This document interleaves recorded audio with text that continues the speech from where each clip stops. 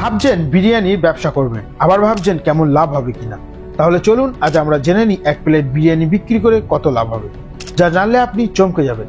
তো বন্ধুরা, ভিডিওটি যদি ভালো লেগে থাকে আর চ্যানেলটি যদি নতুন থাকো, একটা লাইক শেয়ার সাবস্ক্রাইব অবশ্যই করে দিও। বিরিয়ানি এমন একটি খাবার যা কম বেশি অনেকেই পছন্দ করেন। এখন তো বাংলার অলিতে গলিতে বিরিয়ানির দোকানের দেখা মেলে। করোনা লকডাউন পরবর্তী সময়ে অনেকেই বিরিয়ানির ব্যবসা করছেন।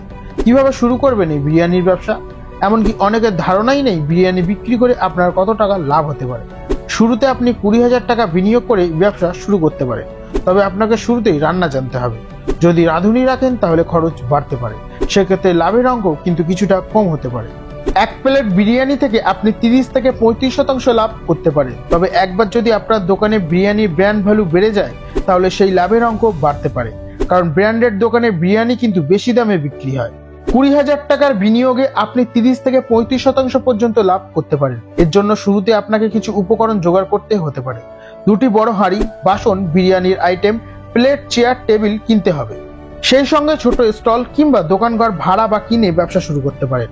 আপনি যদি বিরিয়ানির দাম 200 টাকা করে রাখেন আর দিনে যদি 30টা মতো প্লেট বিক্রি করতে পারেন তাহলে 6,000 টাকা মতো খরচ। তবে বিভিন্ন ক্ষেত্রে এই লাভের পরিমাণ কম বেশি হতে পারে, আর তার থেকে সমস্ত খরচ বাদ দিয়ে 2,000 টাকা মতো রোজ উপার্জন করতে পারবেন।